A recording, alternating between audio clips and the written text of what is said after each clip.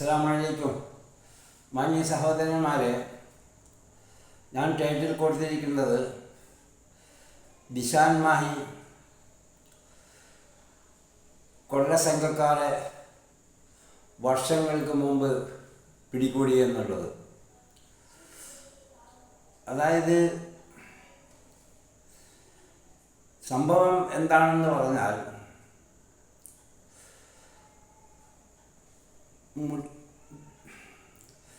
കാന്തളവും ഗ്രൂപ്പും കുറേ നാളുകളായോ മുടി ബിസിനസ്സിൽ ഏർപ്പെട്ടിരിക്കുന്നത്. ഈ മുടി ബിസിനസ് എങ്ങനെയാണ് തുടക്കം കുറിച്ചത് എന്ന്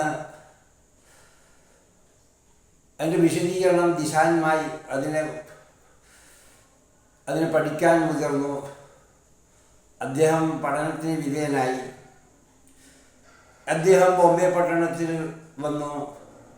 വന്നിട്ട് അവിടെ കലീനയിലെ അവിടെ ഇമാമത്തായി അഥവാ ഖത്തീബായി നിർവഹിക്കുന്ന ബഷീർ എന്ന് പറയുന്ന ഒരു മുസ്ലിയാർ, അദ്ദേഹം എൻ്റെ ഒരു ബന്ധു കൂടിയാണ്. എൻ്റെ മരുമകൻ്റെ മകളെ ഭർത്താവ് കൂടിയാണ്. അദ്ദേഹത്തിൻ്റെ സ്ഥലം മലപ്പുറമാണ്. അപ്പോൾ എന്ന് പറയുമ്പോൾ അദ്ദേഹവുമായിട്ട് ഈ ദിശാനുമായിട്ട് കുറച്ച് ബന്ധമുണ്ടായിരുന്നു. അതിൻ്റെ പേരിൽ അദ്ദേഹത്തെ സമീപിച്ച് ബോംബെ പട്ടണത്തിൽ വന്ന് അവർ അന്വേഷിക്കാൻ തുടങ്ങി. ആ അന്വേഷണത്തിൽ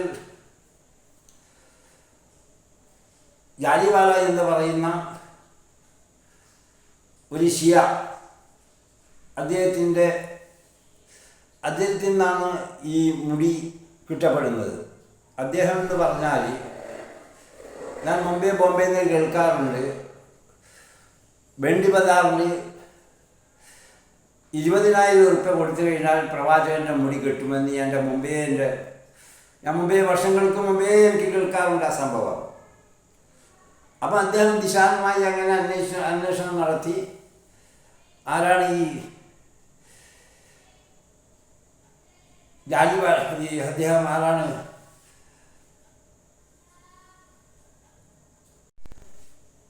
അപ്പോൾ ഈ ജാലിവാലനെ കണ്ടെത്തി. അദ്ദേഹം ഷിയാണല്ലോ. അദ്ദേഹത്തിൻ്റെ ആ സ്ഥാപനത്തിലേക്ക് പോയി അദ്ദേഹവുമായി സംസാരിച്ചു. അദ്ദേഹത്തോട് മുടി ചോദിച്ചു. അങ്ങനെ മുടി തരാമെന്നൊക്കെ ഏറ്റു. ആ മുടിയാണ് നമ്മുടെ ഈ കാന്തപുരത്തിൻ്റെ ഗ്രൂപ്പോ കാന്തപുരം അവിടെ ചെന്ന് അത് മേടിച്ചു. അത് എന്ത് ചെയ്തു? അത് ചാർജ് ചെയ്യണമല്ലോ. അതിനേക്കാണ് ഗൾഫിലേക്ക് കൊണ്ടുപോയി ഖദറജി എന്ന് പറയുന്ന ഒരു ഷിയ അവിടത്തേക്ക് കൊണ്ടുപോയി അത് ചാർജ് കയറ്റി. എന്നിട്ടാണ് ഇവിടെ ഈ കേരളക്കരയിൽ അത് വിതരണം ചെയ്തുകൊണ്ട് ധാരാളക്കണക്കിന് സമ്പത്തുകൾ, എന്നാൽ ലക്ഷക്കണക്കിനോ കോടിക്കണക്കിനോ സമ്പത്ത് സമ്പാദിച്ചു. ഞാൻ പറഞ്ഞു വന്നത്, ഇത്രയെല്ലാം സമ്പത്തുകൾ സമ്പാദിച്ചു. എന്നിട്ടും ഇത്രയെല്ലാം സമ്പത്തുകൾ സമ്പാദിച്ചിട്ടും ജനങ്ങളെ പൈസ കൊള്ളയടിച്ചിട്ടും എന്നിട്ടും കാന്തപുരത്തിൻ്റെ മരണത്തിന് ശേഷവും മയ്യത്തി വിറ്റിട്ട് കാശുണ്ടാക്കാനുള്ള ബമ്പനം കൊള്ളുന്ന ഈ രാജ്യത്തെ പുരോഹിത വർഗം ആരാവട്ടെ, എന്നിട്ടും പൈസയുടെ ഹാർത്തി എന്താണെന്നാണ് നമ്മളിവിടെ മനസ്സിലാക്കേണ്ടത്. ഈ പൈസയുടെ ഹാർത്തി എന്താണ്? മരണത്തിന് ശേഷം മയ്യത്തി വിറ്റിട്ട് കാശുണ്ടാക്കേണ്ട ഹാർത്തിയുടെ പേരിലാണെന്ന് സോഷ്യൽ മീഡിയയിൽ മറ്റുള്ളവരെ, അതായത് ഈ ഒരു വിവാദ പ്രശ്നത്തിൻ്റെ പേരിൽ മറ്റുള്ളവരെ പിന്നാലെ ഇവർ വിമർശനം നടത്തുന്നത്. ഇനിയും സമ്പത്തുണ്ടാക്കണം, ഇതാണ് ഇവരുടെ അവസ്ഥ. ഇതെല്ലാം സമ്പത്ത് കൊള്ളയിട്ടുണ്ടാക്കില്ല, അത് പോരാ, ഇനി മയ്യത്തും കൂടി വിറ്റിട്ട് വേണം പൈസ ഉണ്ടാക്കാൻ. കാലങ്ങളോളം മുടി വിറ്റിട്ട് പൈസ ഉണ്ടാക്കി, ഇനിയിപ്പം മയ്യത്ത് വിറ്റിട്ട് പൈസ ഉണ്ടാക്കണം. ഇതാണ് ഈ പുരോഹിതന്മാരുടെ അവസ്ഥ. ഇവരെന്താണ് മനസ്സിലാക്കുന്നത്? ഇവർക്ക് മരണമൊന്നും ഇല്ലപ്പം. ഇവർക്ക് ഒരു അല്ലാഹുവിലും അല്ലെങ്കിൽ പ്രവാചകനിലോ അല്ലെങ്കിൽ പരലോകത്തൊരു വിശ്വാസം ഇല്ലേ? പിന്നെ എന്തിനാണ് ഇവർ ഈ വ്യസനാലുമായി നടക്കുന്നത്? മറ്റു മതസ്ഥരിലേക്ക് പോയിക്കൂടെ? എന്തിനാണ് ഈ ജനം, ഞാൻ മുൻപ് വീഡിയോ ഇറക്കിയത് തന്നെയാണ് എന്ന ചോദ്യം. എന്തിനാണ് ഈ ജനങ്ങൾ നരകത്തിൽ കൊണ്ടുപോകുന്നത്? ഇങ്ങനെ അഭിനയിച്ചിട്ട് വേഷവിധാനമായിട്ട്, എന്നിട്ട് ഖുർആൻ എടുക്കുക, ഹദീസ് എടുക്കാം, എന്നിട്ട് ജനങ്ങളെ വഞ്ചിക്കുക. ശരിയല്ലല്ലോ ഇത്. മനുഷ്യരല്ലേ നമ്മൾ. പരലോകം നമുക്ക് നഷ്ടപ്പെട്ടാൽ പിന്നെ എങ്ങനെയാണ് അവിടെ പരലോകത്തിൽ എന്തായിരിക്കും അവസ്ഥ? മാത്രമല്ല വേറൊരു ദിശായിമായിൻ്റെ കഥകൾ എനിക്ക് പറയാനുള്ളത്. ഈ ദിശായിമായി എന്ന് പറയുന്ന ആള് മുജാഹിദീങ്ങളുടെ പയ്യെ കൂടാറുണ്ട്.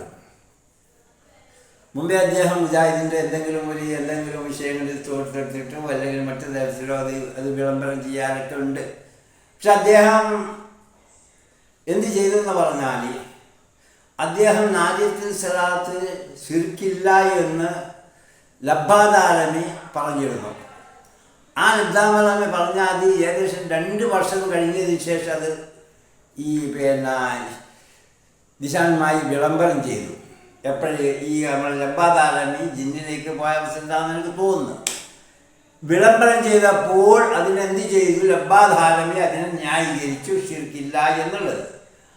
അപ്പം ആ ശിർക്കില്ലാത്ത ന്യായീകരണത്തെ ആനയിച്ചിട്ട് പറഞ്ഞു നമ്മുടെ സക്കരിയാസനായി, നമ്മുടെ ഇന്നത്തെ ഇല്ലപ്പൗരി ഒന്നും പറയാൻ മടിക്കാത്തൊരു സാധനമില്ല. ഇപ്പം കേരളക്കരയിൽ ഇന്ന് ഫൈസൽ മുസ്ലിയാർ എന്ന് പറയുന്ന സാധനം, അതെനിക്ക് ഒന്നെങ്കിലും പറയുന്നൊരു തമലുണ്ട് അദ്ദേഹത്തിന്.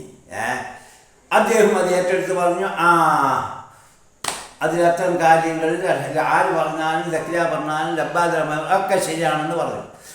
അത് ഇൻഷാ അല്ലാഹ് ആ വീഡിയോ ഞാൻ നിങ്ങൾക്ക് കിട്ടില്ല, നിങ്ങൾ കേൾക്കുക.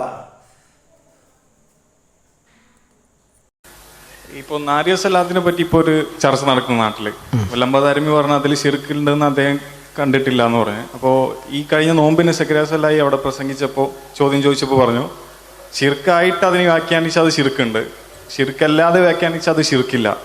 ഇതൊരു നാരിയ സലാത്തിൻ്റെ മാത്രം കാര്യമാണോ അല്ലെങ്കിൽ മൊത്തത്തിലുള്ള ഇവരുടെ എക്സ്ട്രാ സലാത്തുകളുടെയും മൗലൂദുകളുടെയും കാര്യമാണോ? അതല്ലെങ്കിൽ സക്കരിയ സലാഹിൻ്റെ ഈ വിശദീകരണം തെറ്റാണെന്ന് നിങ്ങൾക്ക് അഭിപ്രായമുണ്ട്? സക്കരിയ സലാഹി പറഞ്ഞതാണ് ശരി. അത് തന്നെയാണ് ലബ്ബാദാരമിയും പറഞ്ഞത്. സക്കരിയ സലാഹി പറഞ്ഞതാണ് ശരി. അത് തന്നെയാണ് ലബ്ബാദാരമിയും പറഞ്ഞത്. അത് തന്നെയാണ് ലബ്ബാദാരമിയും പറഞ്ഞത്. പക്ഷെ ലബ്ബാദാരമി പറഞ്ഞതിൻ്റെ ഒരു കഷ്ണം മാത്രമേ ആളുകൾ കേട്ടിട്ടുള്ളൂ എന്ന് മാത്രം. മുഴുവനായി കേട്ടാൽ ആർക്കും ഒരു പരാതിയും അതിൽ ഉണ്ടാവില്ല. സമാനങ്ങൾ കേട്ടല്ലേ ഞാൻ പറഞ്ഞു വരുന്നത്, ഞാൻ സാധാരണ പറയാണ്ട് തൗഹീദിനെ തീ കൊളർത്തിയ ജബ്ബാർച്ച. അപ്പം ഈ ജബ്ബാർച്ച തീ കൊളർത്തി അത് എല്ലാ മേഖലകളിലും ആ തീ പടർന്നു. അത് ഞങ്ങൾക്കിപ്പോൾ വിശദീകരിക്കാൻ സംസാരം വർദ്ധിച്ചു ഒരു വിഷമം ഉണ്ടാക്കും. അത് എല്ലാ മേഖലകളിലും ആ തീ കൊളുത്തിയ സംഭവങ്ങൾ അത് പടർന്നു പിടിച്ചുത്തിയ ആകമാനം. പക്ഷേ അതിനെ ആ തീയെ പടർന്നു പിടിക്കുന്ന സമയം നമ്മൾ സ്വാഭാവികമായിട്ട് എന്താണ് ചെയ്യേണ്ടത്? വല്ല സംവിധാനം കൊണ്ട് അതിനെ കിടത്തിക്കളിയും. പക്ഷെ അതിനെ കടത്താൻ വേണ്ടിയിട്ട് ഈ വിടം വിഭാഗം എന്ന് പറയുന്ന ആ സാധനത്തിനൊന്നും എന്തില്ല, ഇതായത്തല്ല കൊടുത്തിട്ടില്ല, അതിൻ്റെ പേരിൽ കടത്തിയിട്ടുമില്ല. ഇതാണ് ഈ പറയുന്ന വിഡംകാരുടെ ഈ അവസ്ഥ. അതുകൊണ്ട് ഞാൻ പറയുന്നത്, ഏവരും ലോക ജനത നമുക്ക് എന്താവണം? നമ്മൾ പൂർണ്ണമായ വിശ്വാസത്തിലുണ്ടെങ്കിൽ മാത്രമേ നമുക്ക് രക്ഷയുള്ളൂ. അതിനേക്ക് വേണ്ടിയിട്ട് ലോക ജനത വിശ്വാസികൾ എല്ലാവർക്കും സത്യം മനസ്സിലാക്കാനുള്ള തൗഫീഖിന് വേണ്ടി പ്രാർത്ഥിക്കുക. അള്ളാഹു ലോക ജനതയ്ക്ക് അവന്നാളുകൾ ലോക സത്യം മനസ്സിലാക്കാൻ തൗഫീഖ് തരട്ടെ എന്ന് പ്രാർത്ഥിച്ചുകൊണ്ട് നിർത്തുന്നു. അസ്സലാമു അലൈക്കും.